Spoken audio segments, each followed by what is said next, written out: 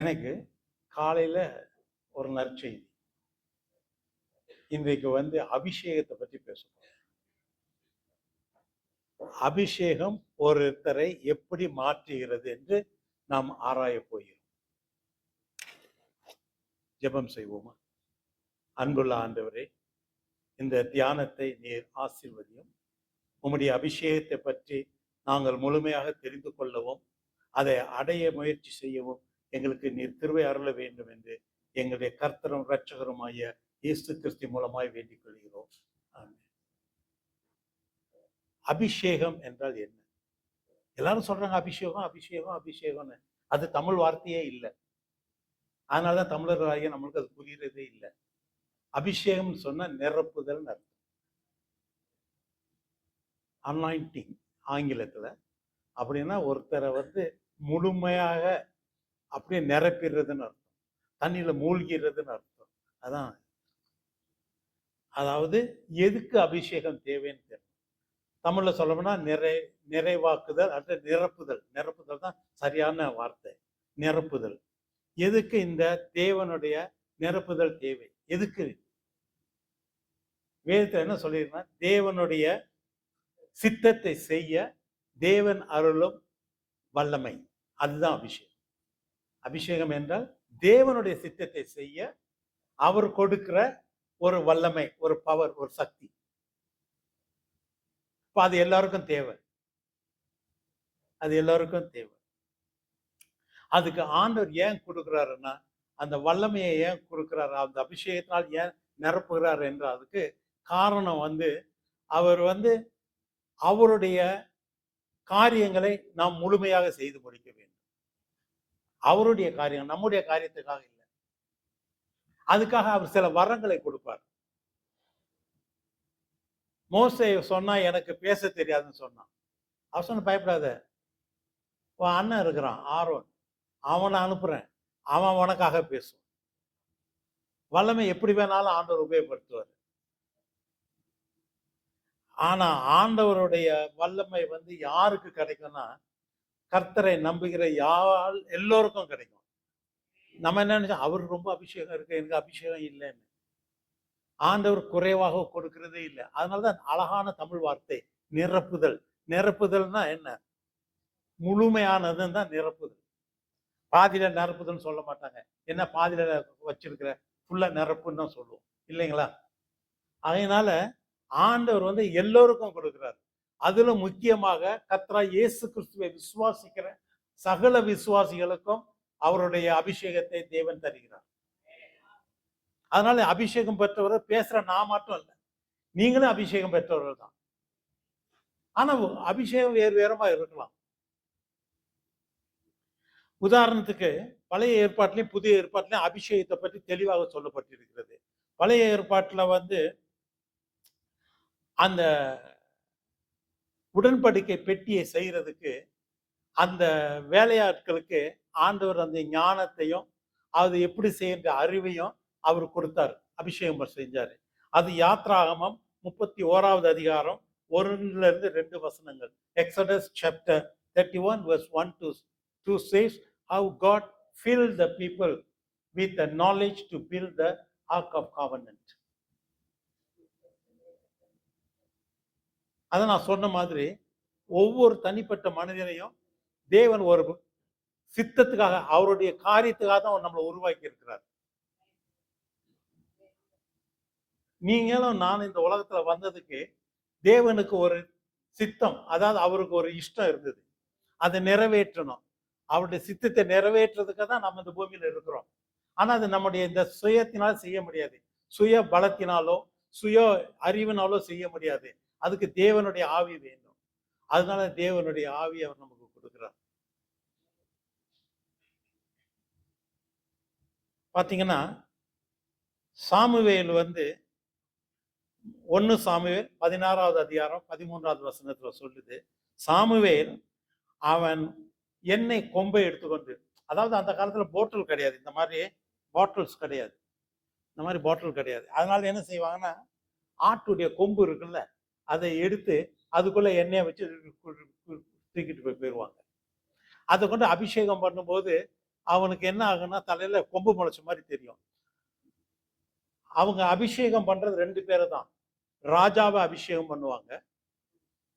தலைமை பிரதான ஆசாரியர், தலைமை குருவை என்ன செய்வாங்க, இது பண்ணுவாங்க. அதனாலதான் தமிழ்ல வந்து என்ன தெரியுமா சொல்லுவாங்க, ஏன்னா அவனுக்கு 2 கொம்பு முளைச்சிருக்கான்னு கேட்பாங்க. ஏன் கேட்டோன்னே தெரியாது. அதுக்கு வேதத்துலதான் அதுக்கு பதில் இருக்கு. என்ன கேட்டிருக்கீங்களா இல்லையா? என்ன உனக்கு 2 கொம்பு முளைச்சிருக்கா? அதாவது உலக பிரகாரமான காரியங்களை நடத்துறவன் ராஜா, அவனை அபிஷேகம் பண்றது ஒரு கொம்பு. ஆவிக்குரிய காரியங்களை நிறைவேற்றி அதன் வழி நடத்துறவன் வந்து பிரதான ஆசாரியன். அதனால அவங்க 2 பேருக்கு தான். அப்போ வந்து நான் 2 பவரையும் ஒருத்தன் வச்சுக்கிறான்றதுனால தான் உனக்கு 2 கொம்பு முளைச்சிருக்குதானே. தமிழ் பாத்தீங்களா? இதுல நிறைய பேருக்கு இதெல்லாம் புரியுறது இல்லை. கொஞ்சம் ஆழ்ந்து யோசித்தா எல்லாமே இதுல இருந்து தான் வருது. நான் எப்பவுமே சொல்றது ஒண்ணு, காலையில கூட உங்க போதர்கிட்ட பேசிட்டு போது சொல்லிட்டு இருந்தேன். தமிழர்கள் மாத்திரம் தான் தெய்வ மகனை கும்பிடுறாங்க. இந்து மக்கள் அவன்ட்டு வடநாட்டுக்கெல்லாம் போனீங்கன்னா ராமன், கிருஷ்ணன், பிரம்மன் கும்பிடுவாங்க. மற்ற இடத்துக்கு போனீங்கன்னா கேரளாவுக்கு போனீங்கன்னா ஐயப்பனை கும்பிடுவாங்க. தமிழ்நாட்டில் தான் தேவகுமார் கும்பிடுவாங்க. அப்ப நான் சொல்லும்போது அந்த தேவகுமாரன் கர்த்தரா இயேசு கிறிஸ்து நீங்க மாத்திட்டு இருக்கீங்க. ஏன்னா நம்ம தான் மூத்த கொடி. உலகம் தான் சொல்லுவாங்க, மண் தோன்றி கல் தோன்றி மண் தோன்றா காரணம் வந்த முதல் கொடி தமிழ் கொடி நம்ம தான். அதனாலதான் நம்ம இதுல எல்லாமே இருக்குது. அவன் வந்து சாமுவேல் வந்து அந்த ஜெஸ்ஸி ஈசாய அவன் வீட்டுக்கு போய் அந்த 7 பையங்களை பார்த்துட்டு இது இல்லை 7வது கடைசி பையனை பார்த்து அவனை அபிஷேகம் பண்ணான். அன்னையில இருந்து தாவீதுனுடைய வாழ்க்கை மாறிடுச்சு. அதுக்கு முன்னால என்ன செஞ்சுட்டு இருந்தான் தாவீது? கறவல் ஆடுகளுக்கு பின்னால போனான். கறவல் ஆடுன்னா என்னன்னு தெரியுமா? பால் கொடுக்கிற ஆடுக்கு தான் பால் கறக்கிற ஆடு தான் கறவல். அதாவது ஆடுகள்லயே ரொம்ப ரொம்ப வீக்கானது, பலன் இல்லாம இருக்கிற ஆடு வந்து அது கறவல் ஆடு. அது இறைச்சி சாப்பிட முடியாது. அதெல்லாம் வந்து வெள்ளாடு கிடையாது. அதெல்லாம் வந்து செம்மறி ஆடு. அதுக்கு முடி அந்த ரோமம் ரொம்ப வளர்ந்துருக்காது. ஏன்னா அதோட உடைய நோக்கமே குட்டிக்கு பால் கொடுக்க, பால் சுரக்கிற வேலையை தான் அது பார்த்துக்கிட்டு இருக்கோம். அதுக்கு பின்னால போயிட்டு இருந்தவனை இந்த அபிஷேகம் பண்ண பிறகு ராஜாவா மாத்திட்டார். அது வல்லமை பார்த்தீங்கன்னா இந்த வேதத்துல படிக்கும் போது இப்பதான் நமக்கு தெரியுது. ஓஹோ, இது அபிஷேகம் பண்ணதுனாலதான் தாவீது ராஜா எப்படி மாறினான்ட்டு பாருங்க. அதுக்கு முன்னால அவன் என்ன செஞ்சான்னா கறவல் ஆடுக்கு பின்னால போயிட்டு இருந்தான். அது மாத்திரம் இல்ல, கையில கவுன் என்னன்னு தெரியுமா? ஸ்லிங். இந்த கேட்டபிலிட்டி இலாஸ்டிக்னு சொல்லுவீங்களே, அதுக்கு பேர் தான் கவுன். அது ஏன் கையில வச்சிருந்தான் தெரியுமா? இந்த ஆட்டு குட்டிகளை இந்த கழுகு வந்து தூக்கிட்டு போயிடும். என்ன இருந்துடும்? கழுகு வந்து தூக்கி போயிடும். அந்த கழுகை வர விடாத மாதிரி கல் அடிக்க, அந்த கல்லை வச்சு அடிச்சு விரட்டுறதுக்கு அதுதான் அந்த கவுன், அந்த எலாஸ்டிக் வச்சிருந்தான். இப்ப எதுக்கு வச்சிருந்தான்? கழுகை விரட்டுறதுக்கு. அபிஷேகம் பண்ணப்ப அவன் யாரை பண்ணான்? ஒரு அரக்கனை கொண்டான். கோலியாத் என்ற அரக்கனை மாத்துறாங்க. பறவைகளை கொண்டவனா மனுஷனை கொள்றவனா மாத்திட்டாரு. ஆகையினாலதான் அபிஷேகம் முக்கியம். நீங்க நினைச்சிட்டு ரொம்ப சாதாரண, நம்ம சாதாரண வேலை செய்யறோம், மாசம் 2000 அடி சம்பாதிக்கிறோம், கைக்கும் வாய்க்கு தான் பத்துது அப்படின்னு. உங்க வாழ்க்கையில அபிஷேகம் வந்தா எல்லாமே மாறும். அபிஷேகம் வரணும். அதனால்தான் பரிசுத்த பவுல் எழுதினார், தேவனுடைய வரங்களை நீங்கள் தேடுங்க, வாசியுங்கள் சொன்ன. அதாவது வாசிக்கிறதுனா தமிழ்ல இது படிக்கிறது, வாசிக்கிறதுனா ஆசை கொள்கிறது, வாஞ்சியா இருக்கிறது. தெரிஞ்சுங்களா? அதுதான்.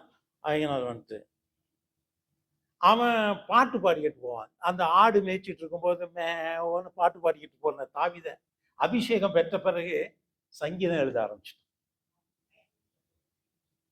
ஆட்டு கூட எப்படி பாடலாம்? அது மேன்னு ஆடு போயிட்டு இருக்கும், அவனும் மேன்னா பாடிக்கிட்டு போனான்.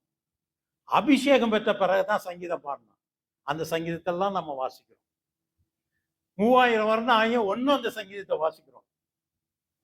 எப்பவும் அந்த 23வது சங்கீதம் எல்லாருக்கும் ஞாபகம் இருக்கும், 1வது சங்கீதம் ஞாபகம் இருக்கும், 91வது சங்கீதம் ஞாபகம் இருக்கும், 51 தெரியாது.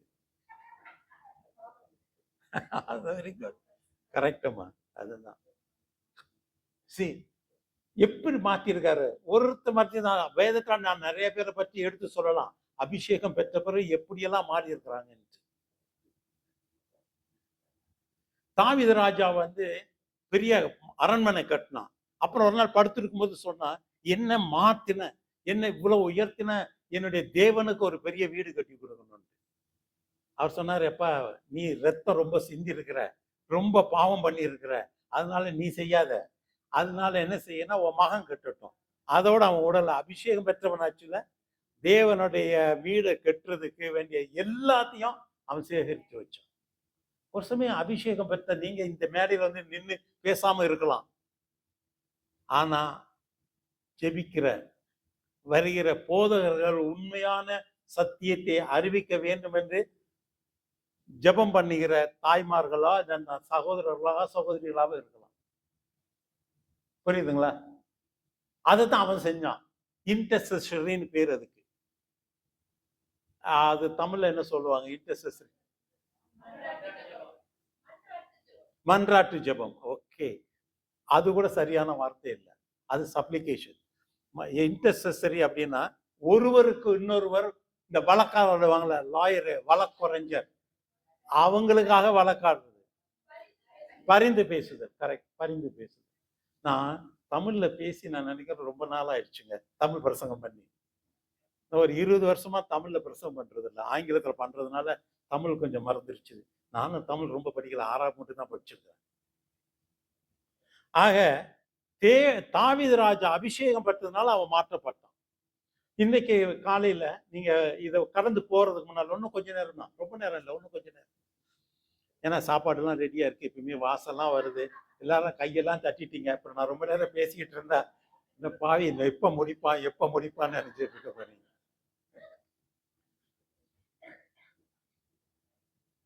மூன்று நிலைமைகளை அபிஷேகம் காட்டுகிறது.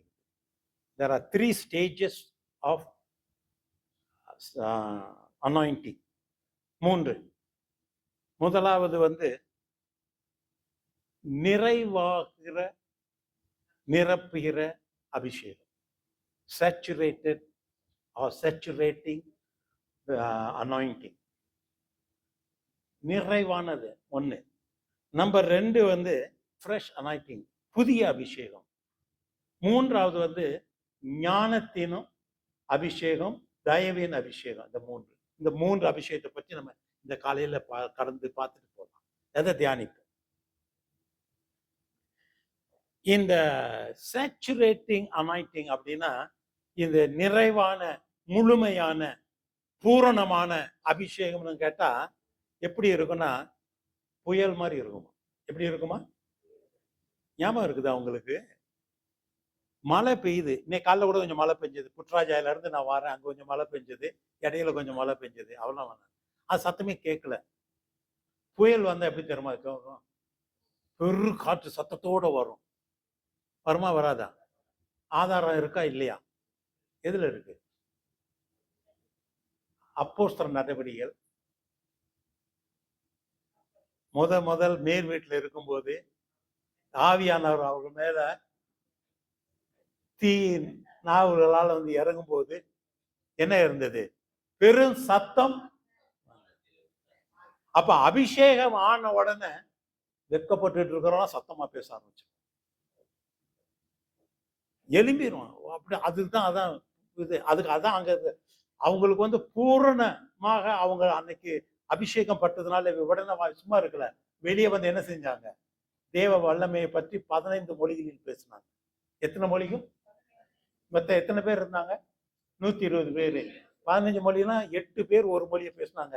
அப்போ அந்த 15 தேசங்கள்ல இருந்து வந்தவங்க, இவங்க கல்லாதவங்களாச்சு, இவங்க கலிலேயா சேர்ந்தவங்களாச்சு, இவங்க அரமைக் மொழி பேசுறவங்களாச்சு. ஆனா இவங்க எல்லாம் நம்ம பாஷையில தேவ மகிமை சொல்றாங்களேன்னு. அந்த அபிஷேகம் எப்படி வந்ததுன்னா ஒரு பெரு சத்தத்தோட வந்தது. It came with a loud noise. உங்க வாழ்க்கையில வரும்போது உங்களை அசைக்கிறோம். புயல் காற்று பார்த்துருக்கீங்களா? நான் ஒருக்கா இந்தியாவில் சைக்ளோனில் மாட்டிக்கிட்டேன். அப்போ தான் முதல் இந்தியாவில் படிக்க போயிருக்கேன், ப்ரீ யூனிவர்சிட்டி. சரி, நான் ஒரு வெளியே தங்கியிருந்தேன், ஹாஸ்டலில் தங்காமல் வெளியே தங்கியிருந்தேன். அது ஒரு 200-300 மீட்டர்ஸ் தள்ளி தான் எங்கள் அந்த வீட்டில் ஒரு ரூம் எடுத்து தங்கியிருந்தேன். எனக்கு தெரியாது, தான் ஃபர்ஸ்ட் டைம் அங்கே போயிருக்கிறோம்ட்டு. மரத்துக்கு அடியில் இருந்த புயல் காற்று தள்ளுது ஆளை. சைக்ளோன்னா ஒரு 120 மைல் வேகத்தில் அடிக்குங்க காற்று. நான் இருந்து ஒரு மரக்கிளை உடஞ்சி அந்த காயம் இன்னும் இருக்கு, சட்டையெல்லாம் கிழிச்சு ஒருத்தர் வச்சு தப்பிச்சார். அப்பதான் தெரியும் அதுதான் வந்து பெருங்காற்றுன்னு பேரு. அது ஒரு சத்தத்தோட இருக்கும். அது அப்படி சத்தமா வரும் தெரியுமா? அது வரும்போது அதே மாதிரிதான் அது என்ன செய்யணும், உங்களை அசைக்கும். அந்த அறையே அசைக்கப்பட்டதுன்னு வேதத்துல போட்டிருந்தது. அறையில் உட்கார்ந்து இருந்துதான் அசைஞ்சாங்க.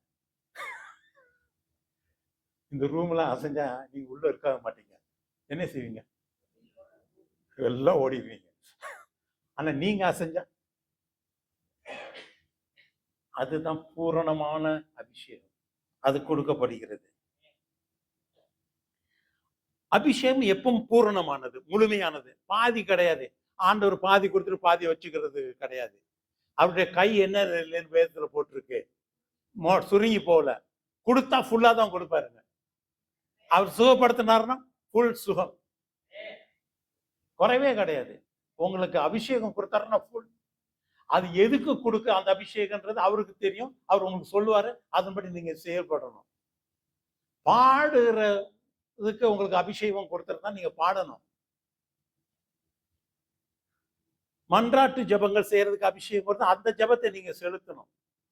வழி நடத்துற அபிஷேகம் கொடுத்திருந்தா நீங்க வழி நடத்தணும். யாருக்கு கொடுத்தாரு?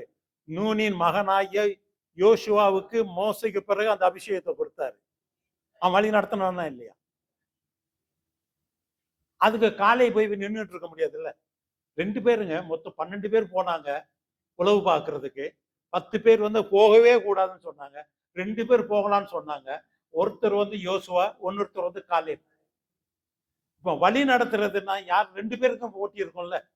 நானும் தான் அவங்க கூட வந்தேன், நானும் தான் ஆண்டவர்கிட்ட சொன்னேன், நான் தான். ஆண்டவர் யாரா வழி நடத்த வச்சாரு? யோசுவா தான். காலை என்ன செய்யல, அந்த அபிஷேகம் கொடுக்கல.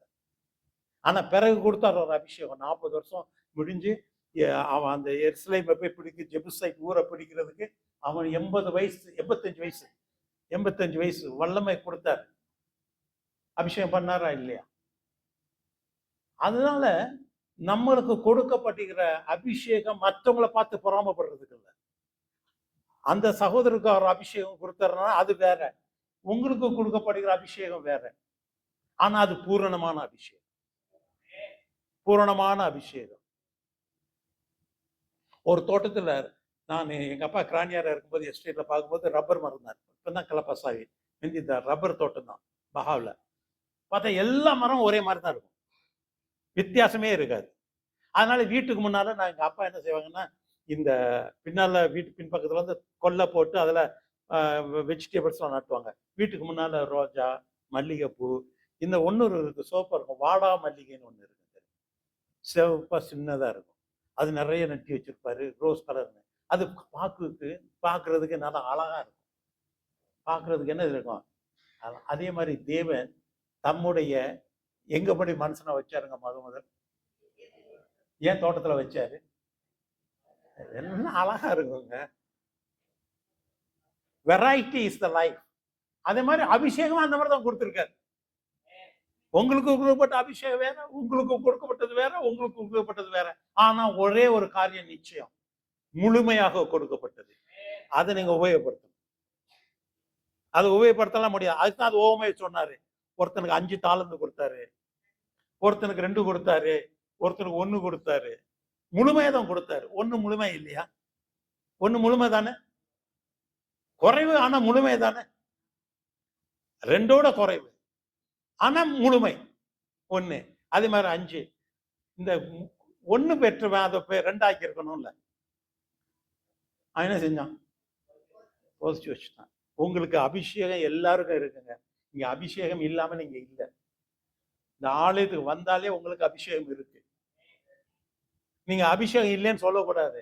ஆண்டவர்கிட்ட கேட்க, நீர் என்ன அபிஷேகத்தினால நினைச்சிருக்கிறார் ஆண்டவரே, நான் உமக்கு என்ன செய்ய வேண்டும்? அப்ப ஆண்டவர் சொல்றாரு, நீ எனக்கா இந்த காரியத்தை செய்.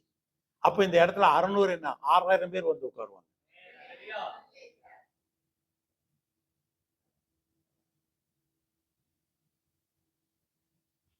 அபிஷேகம் வந்துருச்சுன்னா முதல்ல வெளியே போற காரியம் என்னன்னு தெரியுமா?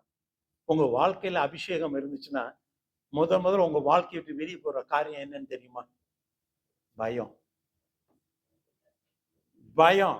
அங்க பாருங்க, அப்போஸ்தலர் அப்படிதான் போட்டிருக்கு. அவர்கள் அபிஷேகம் பெற்றவன் அவர்கள் தைரியமாக, பயம் போயிருச்சு. அதுக்கு முன்னால என்ன இருந்தாங்க? ஞாபகம் இருக்கா உங்களுக்கு? உயிர்த்தெழுந்த திருநாள் ஈஸ்டர் அன்னைக்கு சீஷர்கள் என்ன பண்ணிட்டு இருந்தாங்க? என்ன பண்ணிட்டு இருந்தாங்க? ஒரு ரூம்குள்ள போயிட்டு ஜன்னல் கதவு எல்லாத்தையும் அடைச்சிட்டு வாயை மூடிட்டு மௌன ஜெபம் பண்ணிட்டு இருந்தாங்க. பண்ணாங்களா இல்லையா? யூதர்களுக்கு பயந்ததினால்னு போட்டிருக்கு வேதத்துல. அபிஷேகம் ஆனவன்னு என்ன ஆயிடுச்சு? பயம் வெளியே போயிடுச்சு, கூச்சம் வெளியே போயிடுச்சு. உங்க வாழ்க்கையில அபிஷேகம் வந்தா முதல்ல வெளியே போறது பயம். பயப்படவே மாட்டீங்க. You will never fear. தைரியமா நின்று பேசலாம். இங்க சில பேர் வந்து பேச சொன்னா சரிதான் நடுக்குவாங்க. அதுக்குதான் இதை போட்டு வச்சிருப்பாங்க, அப்படியே பிடிச்சிட்டு நிக்கிறது.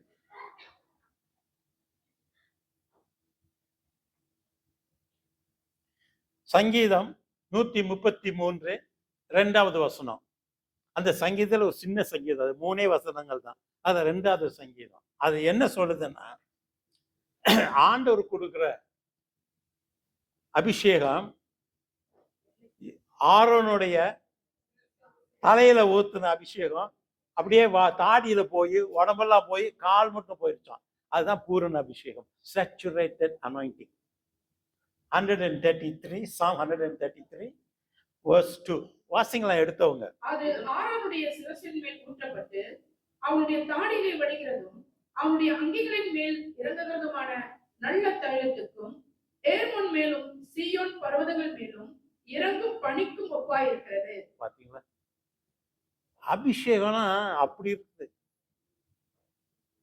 ஃபுல்லா கொடுப்பாரு ஆண்டவர். எனக்கு பாதி கொடுத்திருக்காரு, அவனுக்கு கொடுக்க, அவர் கொடுக்கிறவர் நம்மளுக்கு பூர்ணமா கொடுக்கிறாரு. அளவு அவரை பொறுத்தது. ஆனா எனக்கு கிடைச்ச அபிஷேகம் எனக்கு பூர்ணமான அபிஷேகம். என்னால பாட முடியாது. நான் ஒரு பாட்டு பாடணும்னு சொல்லி சிஸ்டர் லிடியாவுக்கு அனுப்பியிருந்தேன். சிஸ்டர் லிடியா என்கிட்ட கேட்டாங்க, நீங்க பாடுறீங்களான்னு. எனக்கு விசில் அடிக்கவே தெரியாது, வேற எங்க பாடுறது.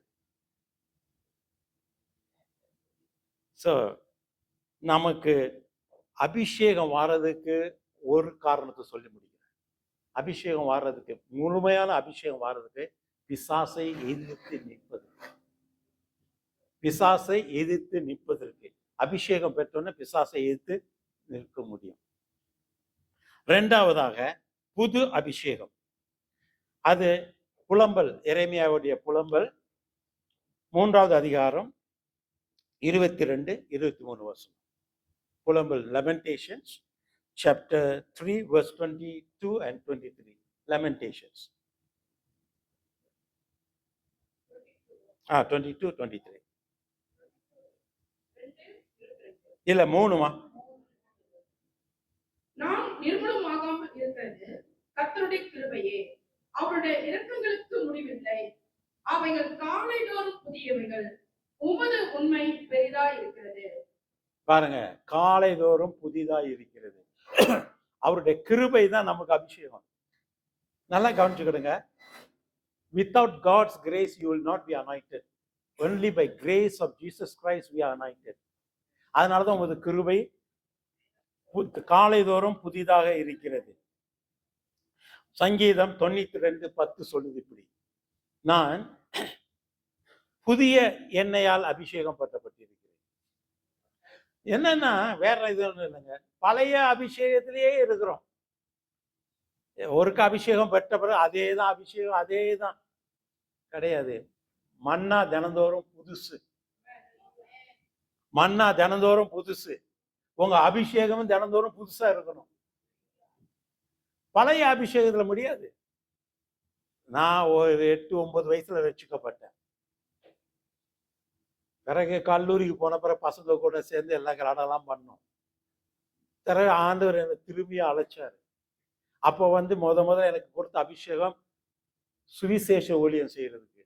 எஸ்டேட்ல போயிட்டு டாக்டர் வேலை பார்த்துட்டு 5 மணிக்கு வீட்டுக்கு வந்து காஃபி குடிச்சிட்டு எஸ்டேட்ல போயிட்டு அந்த ஜனங்களுக்கு போய் ஊழியம். அது ஒரு அபிஷேகம். அப்புறம் சபையை கட்டுற அபிஷேகம் கொடுத்தாரு.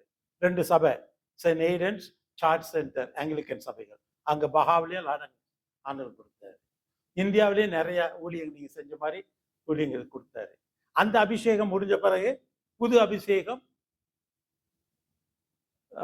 டீச்சிங் இது சொல்லிக் கொடுக்குற அபிஷேகம். இப்போ பார்த்தீங்களா, நான் வந்து உங்களுக்கு எவ்வளோ காரியங்களை சொல்லிக் கொடுக்குறேன். இது புது அபிஷேகம். அடுத்த அபிஷேகம் எனக்கு தெரியாது, அது வெயிட் பண்ணணும். அது முடிஞ்சோன்னா அது கொடுப்பாரு. அதனால சங்கீதம் 92:10 வாசிங்க. என் கொம்பை காண்டாமிருகத்தின் கொம்பை போல உயர்த்துவேன். புது எண்ணெயால் அபிஷேகம் பண்ணப்படுகிறேன். புதிய எண்ணெய். அப்ப வந்து பழசையே நினைச்சிட்டு இருக்க கூடாது. 10 வருஷத்துக்கு முன்னால் அப்படி இருந்தது, 20 வருஷம் இன்னைக்கு எப்படி வரணும். அதனால தான் ஆண்டவர் சொல்லி கொடுத்தாரு, ஒரு ஜபம் சொல்லி கொடுத்தாரு. ஞாபகம் இருக்குதுங்களா? என்ன சொல்லி கொடுத்தாரு ஜபத்துல? அன்றன்றுள்ள அப்பத்தை எங்களுக்கு இன்று தாரும். நம்ம என்ன நினைச்சிட்டு சாப்பாடை தான் நினைச்சிட்டு பாருங்க, அதுலதான் மனசு போகுது. அதனால தான் பரிசுத்த பவுல் லூக்கா அப்போஸ்தலர் எழுதும் போது எழுதினாரு, அவர்களுடைய வயிறு தான் அவருடைய தேவன்.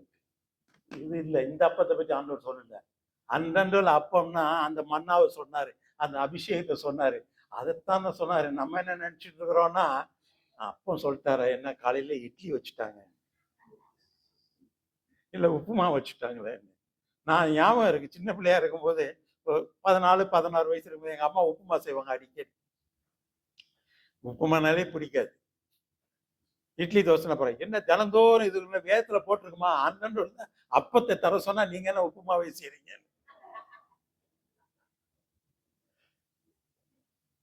நம்ம மனசெல்லாம் எதுல இருக்கு? ஆனா ஆண்டவர் சொல்லி கொடுத்தது, அன்றன்றுள்ள அப்பத்தை எங்களுக்கு இன்று தாருன்னா எனக்கு புதிய அபிஷேகத்தை தாரும். இன்னைக்கு நான் காலையில எழுந்து என்னுடைய ஊழியத்தை செய்யறதுக்கு, என்னுடைய வேலையை செய்யறதுக்கு, நான் ஸ்கூலுக்கு போறதுக்கு, நான் படிக்கிறதுக்கு, நான் வாத்தியார் வேலை பார்க்கறதுக்கு, நான் மெக்கானிக்கல் வேலை பார்க்கறதுக்கு, எந்த வேலை பார்க்கறதுனாலும் எனக்கு ஒரு அபிஷேகம் தேவை. அதுதான் அந்த ஜெபத்தினுடைய ரகசியம். சாப்பாட்டை பற்றி ஆண்டவர் சொல்லல. அவருக்கு அது என்ன, 5 அப்பளம் 2 மீன் எத்தனை பேர் சாப்பிட்டாங்க? நீங்க எத்தனை பேர் இருக்கீங்க? சாப்பாடு பிரச்சனை இல்லை. ஆண்டவர் சொன்னது புதிய அபிஷேகம். அந்தந்த அபிஷேகத்தை எங்களுக்கு இன்று தாரோம். தேவனுடைய வார்த்தையை வாயிலிருந்து புறப்படுகிற வார்த்தையினால மனுஷன் பழைப்பான், அப்பத்தினால் அல்ல, அப்பத்தினால் அல்ல. அதுதான் அந்தந்த உள்ள அப்பத்தை எங்களுக்கு இருந்து தாரோம். எனக்கு ஒரு புதிய அபிஷேகத்தை தாரோம். காலையில ஜெபம் பண்ணீங்களா? இன்னையில இருந்து பண்ணுங்க. காலையில் எழுந்துச்ச உடனே அன்றன்ற அப்பத்தை எங்களுக்கு இருந்து தாரும், புதிய அபிஷேகத்தை தாரும், எல்லாம் நல்லா நடக்கும். தெரிஞ்சுதுங்களா? புதிய அபிஷேகம் தான் ஆராதனைய இது பண்ணுது. நான் அந்த பாட்டு நான் வந்து முத ஒரு 40 வருஷத்துக்கு முன்னால பிரதர் டிஜிஎஸ் தினகரன் இந்த பாட்டு பாடுவாங்க. அந்த இதைத்தான் பிரதர் சிஸ்டருக்கு அனுப்பியிருந்தேன், இந்த பாட்டு பாடுங்க பிரசங்கம் பண்ண பிறன்னு. அவங்க ஒன்றா அனுப்பி விட்டாங்க எனக்கு. இது பெரும் பழைய பாடலாச்சு, புது பாடல் இல்லையே. எங்க டீமுக்கு பாட தெரியுமா? தெரியும். அப்பதான் ஞாபகம் வந்தது. எனக்கு 80 வயசு ஆகுது. அது நம்ம இவ்வளவு கலவன் ஆயிட்டோமா, புதிய தலைமுறைக்கு தெரியலையான்னு. அப்புறம் திருப்பி தேடினேன். அப்போ லாஸ் ஏஞ்சலிஸ்ல வந்து தமிழ் சபை இருக்கு, அங்க ஒரு பாட்டு பாடினாங்க. அந்த பாட்டு தெரியும் இல்லையா? அது கூட தெரியாது. அது ரொம்ப புது பாட்டு. அது பாட்டு 2 பாட்டு அனுப்பி விட்டேன். 2ல ஏதாவது ஒண்ணு பாடுங்க, இல்லைன்னா நான் பாடுறேன் அப்படின்னு. நான் பாடின கழுத காம்போதிகம் தான். அபிஷேகத்தினால்தான் ஒரு பாடகர் குழு அவங்க ஊழியத்தை செய்ய முடியும். பின்னால உட்கார்ந்த சகோதரர்கள் இது ரெக்கார்ட் பண்ணிட்டு இருக்காங்கல்ல, அதுக்கு ஒரு அபிஷேகம் தேவை. உட்கார்ந்து கேட்கறவங்களுக்கும் அபிஷேகம் தேவை. காது திறக்கணும், காது எல்லாம் இங்க இருக்கணும். ஆண்டவர் சொல்லியிருக்காரு ஒரு வருஷம் தெரியுமா, 7 தடவை சொன்னாரு. எங்க சொன்னாரு தெரியுமா? கடவன். காது உள்ள கண் இல்லாதவங்கள பார்த்துருக்கீங்களா? பார்த்துருக்கீங்க. கை இல்லாதவங்கள உடனே பார்த்துருக்கீங்களா? இந்த காது ரெண்டும் இல்லாதவங்க எங்கேயாவது பார்த்துருக்கீங்களா? எங்கேயாவது பார்த்துருக்கீங்களா? காது இல்லைன்னா கண்ணாடி போட முடியுமா? எவ்வளோ கஷ்டமா இருக்கும். காது இருக்கிறதுனால தான் அது கண்ணாடி கரெக்டாக அப்படி மாட்டிக்கிது. சரிங்களா? அப்புறம் ஏன் சொன்னாரு காது உள்ளவன் கேட்க கடவுன்னு? எல்லா ஊனத்திலையும், ஊனம்னா கூறாங் உப்பாயா எல்லாம் நம்ம பார்த்துருக்கோம். காது நம்ம பார்க்கறது இல்லை அவ்வளவா. கவனிச்சிங்களா? ஆனால் அதைத்தான் ஆண்டவர் சொன்னாரு, காது உள்ளவன் கேட்கக்கூடாது. அவர் இந்த காதை பற்றி பேசலைங்க, இந்த காதை பற்றி பேசல, ஆவிக்குரிய காதை பற்றி பேசினார்.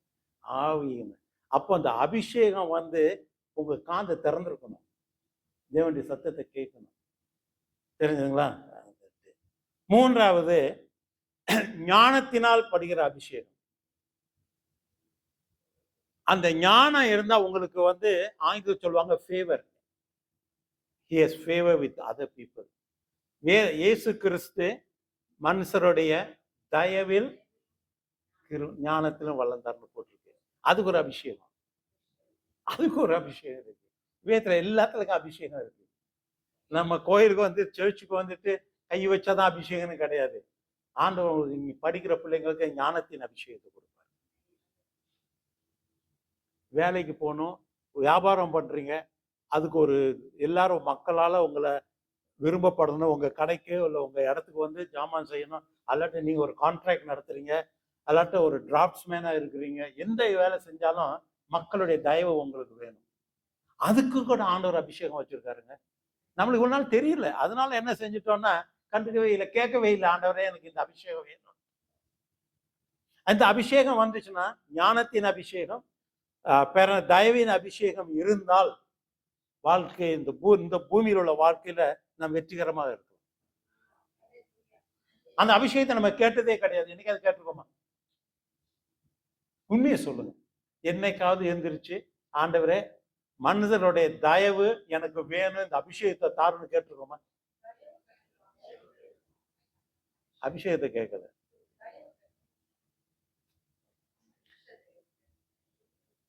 ஒன்னு யோவான் 2வது அதிகாரம் 20வது வசனம். 1 யோவான் 2வது அதிகாரம் 20வது வசனம் இப்படி சொல்லுது, நீங்கள் பரிசுத்தராலே அபிஷேகம் பெற்று சகலத்தையும் அறிந்திருக்கிறீர்கள். நீங்கள் அபிஷேகம் பற்றினா ஞானம். ஞானம் வேற, அறிவு வேற. அறிவுன்றது வந்து ஒரு காரியத்தை பற்றி தெரிஞ்சு கொள்றது. இந்த மைக் எப்படி எல்லாம் வேலை செய்யுது, இதெல்லாம் தெரிஞ்சுக்கிறது அறிவு. ஆனா அந்த அறிவை உபயோகப்படுத்துற நேரம், உபயோகப்படுகிற சூழ்நிலை, அதுக்கு தேவை, அதை அறிந்து செயல்படும் போதுதான் ஞானம். எல்லாருக்கும் அறிவு இருக்கு, ஆனா ஞானம் இல்லை. அதனாலதான் எங்க ப்ரொஃபஸர் எப்பவுமே என்கிட்ட சொல்லுவாரு, common sense is very uncommon among common people. Common sense, பொது அறிவு சாதாரண மக்கள்கிட்ட கிடையாது. Common sense is uncommon among common people. இதெல்லாம் யோசித்து பாருங்க. அப்போ இந்த அறிவு ஆண்டவர் நமக்கு கொடுக்கிறார். இது எதுக்கு கொடுக்கிறாருன்னா, அந்த ஞானத்தின் அபிஷேகம் கொடுத்தா சரிதான். ஒருத்தர் உங்கள்கிட்ட ஒரு ஆலோசனைக்கு வரும்போது கரெக்டான வழியில நீங்க அவங்களை வழி நடத்த, கரெக்டான வழி. நிறைய பேர் வருவாங்க, ஆலோசனை கேட்க வராங்க, இதை செய்யலாமா, இது என்ன பண்ணலாம் அப்படின்ட்டு. ஏன் பெற்றோர்களோட பிள்ளைங்க கேட்பாங்க, பெற்றோர்களோட பிள்ளைங்கிட்ட கேட்பாங்க. பிள்ளைங்க நல்லா படிச்சிருக்கிறாங்க, பெற்றோர்கள் படிக்கலைன்னா என்னையா செய்யலாம், எப்படியா செய்யலாம்னா அதுக்கு ஒரு ஆலோசனை கேட்பாங்க. அந்த சரியான வழியில நடத்துறதுக்கு நமக்கு என்ன தேவைன்னா ஞானத்தின் அபிஷேகம் தேவை. ஞானத்தின் அபிஷேகம் தேவை. அப்போ நீங்க ஒருத்தர் உதாரணமா ஒரு போதகரா இருந்தா, சபையினுடைய மக்களுடைய தேவைகள் என்னன்னு அறிந்து கொள்றதுக்கு ஒரு அபிஷேகம் தேவை. அது ஞானத்தின் அபிஷேகம். சங்கீதம் 5:12வது வசனம் சொல்லுது,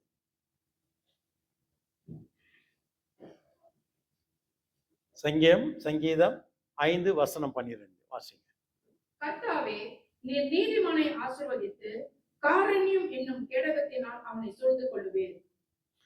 ஆங்கிலத்தில் எப்படி போட்டிருக்குன்னா, for you o lord will bless the righteous with favor and surround him as with a shield. அந்த ஃபேவர்ன்ற வார்த்தை தமிழ்ல இல்லை. நான் பல மொழிபெயர்ப்புகளை வச்சு எபிரேய மொழிபெயர்ப்பு அதோடைய அர்த்தம் என்னன்னு, ஃபேவர், அதாவது ஆண்டவர் வந்து ரைச்சியஸ், நீதிமான். யார் நீதிமான்?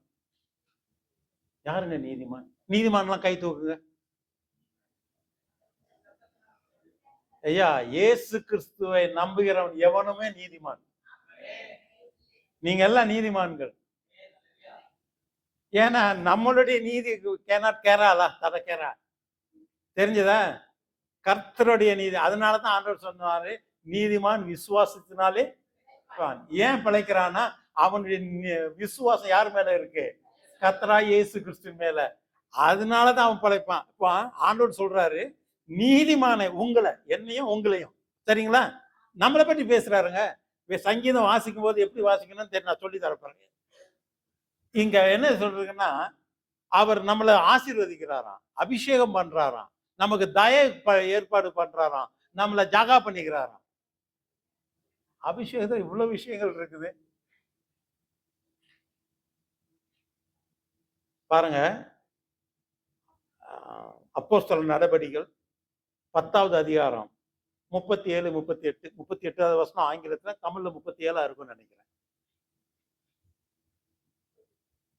நசரனாகிய இயேசுவை தேவன் பரிசுத்த ஆவினாலும் வல்லமையினாலும் அபிஷேகம் பண்ணினார். பாருங்க, தேவன் அவருடனே கூட இருந்தபடினாலே அவர் நன்மை செய்கிறவராயும் பிசாசின் வல்லமையில் அகப்பட்ட யாவரையும் குணமாக்குகிறவராயும் சுற்றி திரிந்தார்.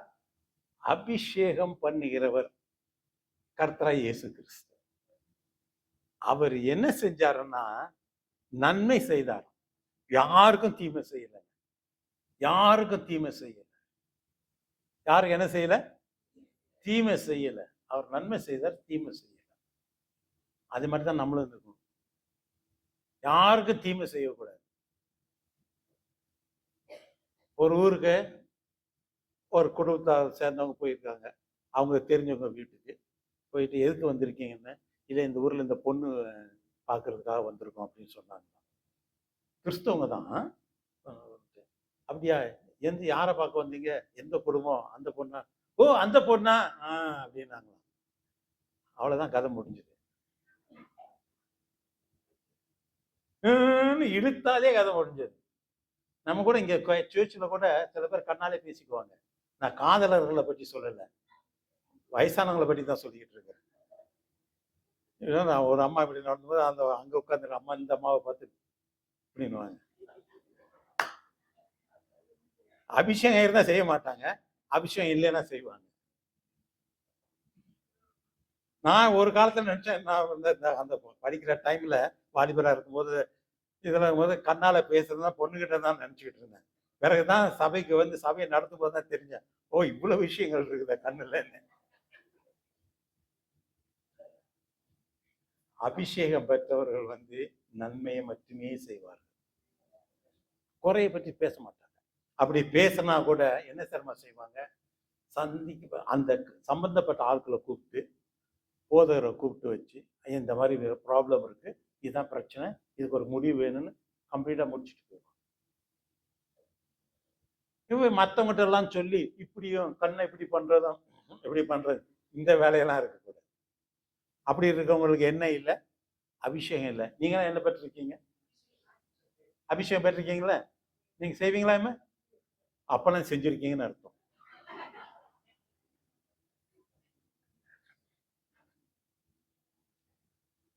சரி, இவ்வளவு நேரம் அபிஷேகத்தை பற்றி பேசணும். அபிஷேகத்தை இழக்க முடியும். You can lose your anointing. இது முக்கியமான ஒரு வசனம். சில பேர் போதிக்கிறாங்க என்ன, ஒருக்கு அபிஷேகம் பெற்று ஆண்டவர் எடுத்துக்கொள்ள மாட்டாரு. இது வேதத்துல அடையாளம் இருக்குயா. வேதத்துல நம்மளுக்கு சாட்சி வச்சிருக்கிறாரு ஆண்டவர்.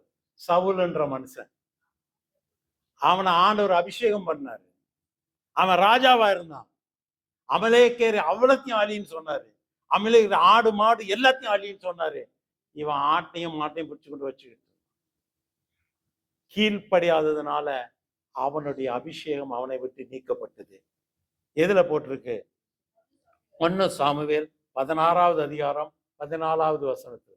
அடுத்த 13, 15 வரலாம். தமிழ்ல ஒரு முன்னால பின்னால வரலாம். 1 சாமுவேல் 16வது அதிகாரம். கர்த்தருடைய ஆவி சவுலை விட்டு நீக்கினார். தமிழை விட்டு நீக்கிட்டாருங்க. அது பிறகு அவன் பினிஷ்ட், அவ்வளவுதான். அபிஷேகம் பெற்று அபிஷேகம் உங்களை விட்டு நீக்கப்பட்டால் உங்களுக்கு விமோசனம் இல்லை. அழுதான், எவ்வளவோ பண்ணான், ஒண்ணும் கிடையாது. அதனால அபிஷேகத்தை வந்து அற்ப காரியமா எண்ணக்கூடாது. நீங்களாம் அபிஷேகம் பெற்றிருக்கிறீங்க, நீங்க எல்லாரும் பெற்றிருக்கீங்க, எனக்கு தெரியும். ஏன்னா கர்த்தரை விசுவாசிக்கிறதுக்கு என்ன வேணும்? உங்களுக்கு அபிஷேகம் வேணும். 1 கொரிந்தியர் 12வது அதிகாரம்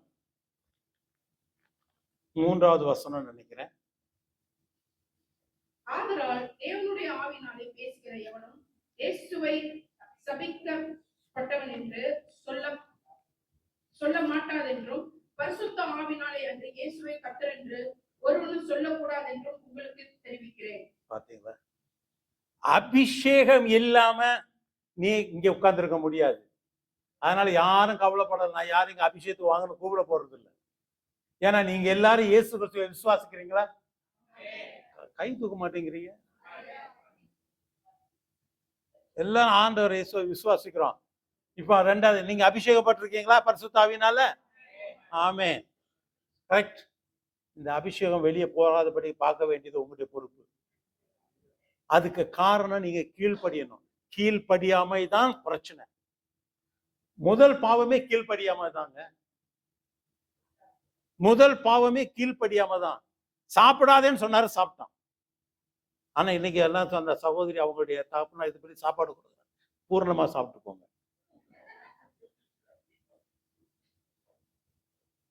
நம்ம உலகத்துல ஆசை வந்து விழுந்த அநேக போதகர்கள் உண்டு. அமெரிக்காவில் வந்து நிறைய போதகர்கள் வந்து 10,000 பேர் 20,000 பேர். ஒரு போதகர் வந்து சொந்த ஏரோப்ளேனே வாங்கிட்டார். அவர் என்ன பண்றாருன்னா, ஆப்பிரிக்காவில் உள்ள மக்களுக்கு நம்ம உதவி செய்ய வேண்டும், முதல்ல ஏரோப்ளேனை வித்து அங்க போய் செய்ய. ஏன்னா மலேசியன் ஏர்லைன்ல போனா எங்க வேணாலும் போய் இறக்கி விடுறது. சென்னைக்கு போனா 1000 வெளியில முடிஞ்சது. நான் இங்க பிளேன் வாங்கி பிளேன்ல போனேன்னா என்ன எவ்வளவு பணம் ஆகும் யோசிக்க மாட்டேங்கிறாங்க. அதனால விழுந்த நிறைய போதகர்கள் இருக்கிறாங்க. இந்த மாதிரி பண ஆசை எல்லா தீமைகளுக்கும் வேற இருக்கிறது. பணம் வர வர அதுதான் நம்மளை சாப்பிட்டோம். தெரிஞ்சுங்களா? அதனால ஜாக்கிரதையா இருக்கணும். ஏன் நம்ம அபிஷேகராக இருக்கிறதுக்கு ஒரே ஒரு வழிதான் இருக்குங்க. நம்ம அபிஷேகம் கீழ்ப்படியாம போனோம்னா அபிஷேகம் போயிடும். அதனால நம்ம கீழ்ப்படியணும். அது மாத்திரமல்ல, இன்னொரு முக்கியமான காரியத்தை பேதுரு நம்மளுக்கு சொல்லி கொடுக்குறாரு. 1 பேதுரு 15வது 1 பேதுரு 1வது அதிகாரம் 15, 16வது வசனத்தில் அவர் சொல்றாரு, உங்களை அழைத்தவர் பரிசுத்தராய் இருக்கிறது போல நீங்களும் உங்கள் நடக்கை எல்லாவற்றிலும் பரிசுத்தராய் இருங்கள். பாருங்க, நீங்க நடக்கையில பரிசுத்தராய் இருந்தால be ye holy for I am holy. நீங்க பரிசுத்தராய் இல்லைன்னா அபிஷேகம் உங்களை விட்டு போயிடும். பரிசுத்தம் என்னன்னு கேட்டா பிரித்தெடுக்கப்பட்டவர்னு அர்த்தம். உலகத்திலிருந்து தேவ ராஜ்யத்துக்காக பிரித்தெடுக்கப்பட்டவர்கள் நீங்கள். நீங்க மற்ற ஜனங்களோட நீங்க பிரித்தெடுக்கப்பட்டவங்க. அதனால அவங்களை பிடிக்கிறது இல்லை. மற்றவர்களுக்கு கிறிஸ்தவனா பிடிக்கிறது இல்லை. உலகம் பூரா இது உண்மை. ஏன்னு கேட்டா நம்ம அவங்க கூட அவங்க நம்ம அவங்கள சார்ந்தவர்கள் அல்ல, நாம் தேவனை சார்ந்தவர்கள். எனக்கு எப்படி தெரியும் நான் தேவனை சார்ந்தவர்னு? நான் பரலோகத்துக்கு போறேன், எனக்கு எப்படி தெரியும்? யோவான் எழுதின சுவிசேஷம் 1வது அதிகாரம் 12வது வசனம். அவருடைய நாமத்தின் மேல் விசுவாசம் உள்ளவர்களாய் அவரை ஏற்றுக்கொண்டவர்கள் எத்தனை பேர்களோ அத்தனை பேர்களும் தேவனுடைய பிள்ளைகள் ஆகும்படி அவர்களுக்கு அதிகாரம் கொடுத்தார். அதிகாரம் யார் கையில இருக்கு? தேவனுடைய பிள்ளையா இருக்கிறதா இல்லையா? அந்த அதிகாரம் யார் கையில இருக்கு? உங்க கையில இருக்கு, அவர் கையில இல்ல. அதிகாரத்தை உங்கள்கிட்ட கொடுத்துருக்காரு. நீ தேவனுடைய பிள்ளையா வாழ்க்கை நடத்தணுமா, பிசாசின் பிள்ளையா இருக்கணுமா? நீ பரலோகத்தை சேர்ந்தவனா பூலோகத்தை சேர்ந்தவனா? அந்த அதிகாரம் உங்க கையில கொடுத்துருக்காரு. இதுக்கு தான் அபிஷேகம் தேவை.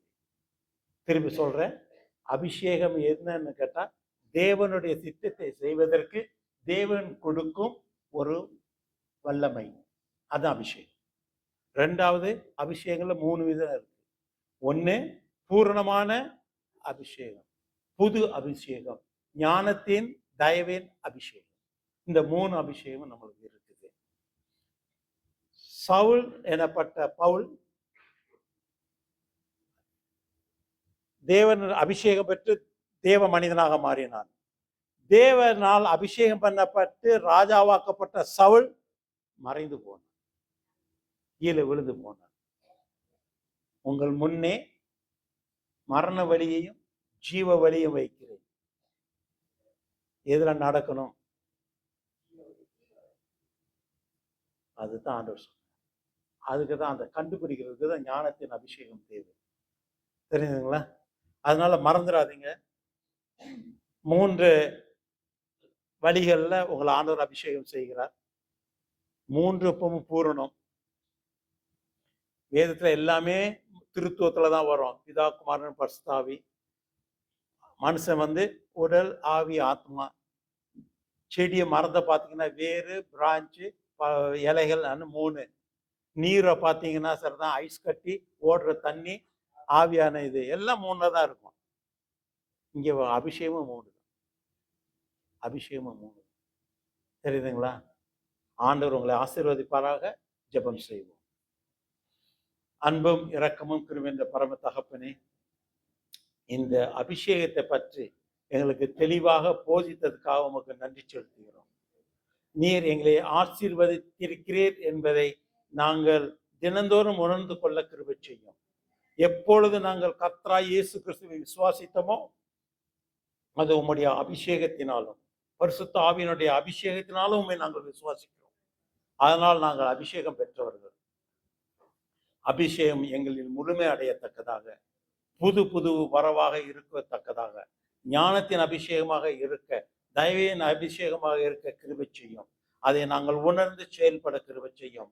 எல்லாவற்றிலும் உமக்கென்று மகிமையை ஏற்படுத்த நாங்கள் நடக்க கிருபை செய்யும். கீழ்ப்படுகிற ஆவியை எங்களுக்கு தாரும். ஆசீர்வதியும். எல்லாவற்றையும் எங்களுடைய கர்த்தரும் இரட்சகருமாகிய இயேசு கிறிஸ்து மூலம் வேண்டிக் கொள்கிறோம். ஆமென்.